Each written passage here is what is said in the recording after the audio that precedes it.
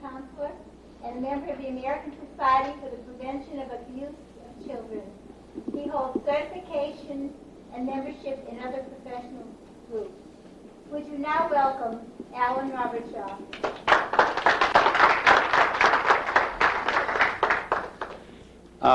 While we're doing this workshop, we're going to be working a lot from this. You don't have all the information I have that I'm going to give you, but this is a good start as far as getting you into forensic hypnosis and getting you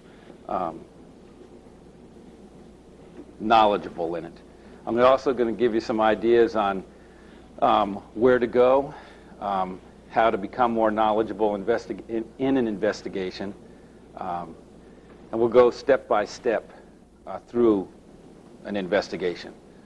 This particular case is a rape case that I assisted another department on down in Florida, and we'll go step by step in the involvement that it takes. One of the things I first want to start off with is, in that booklet, if you came to the seminar, you got the first page, which is what is forensic hypnosis.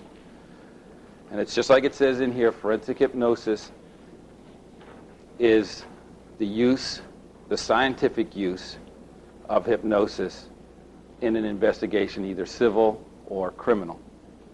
Now, as far as civil cases go, you'll have a little bit more leeway in your cases, because in a civil case, and I don't know how many people are familiar with how the law works, but in a civil case, you're allowed to give opinion.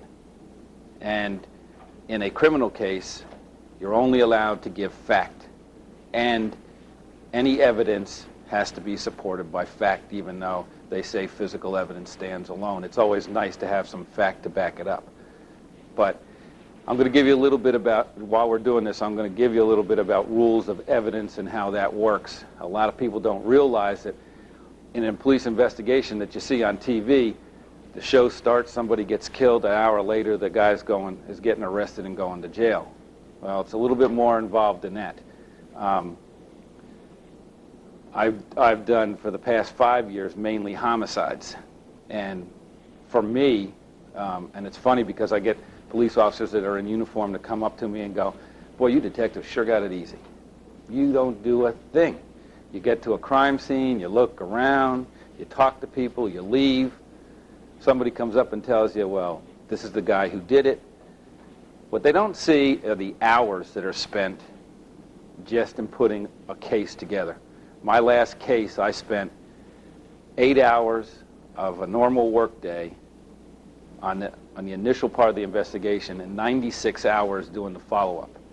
The only time I went home was for an hour to get a bite to eat and a shower.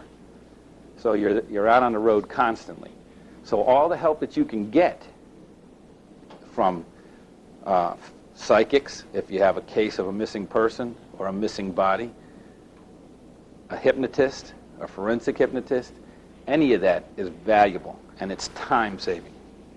It's amazing that a law enforcement agency will wait to the very last minute, the very last resort, before they put that case on the shelf, before they'll decide to call in a psychic or a forensic hypnotist. Now, it's odd that they waste that much time. And I keep telling the people that I work for, it's ridiculous to waste that much time when you can start cutting man hours off and saving yourself some money. So now they're starting to look at it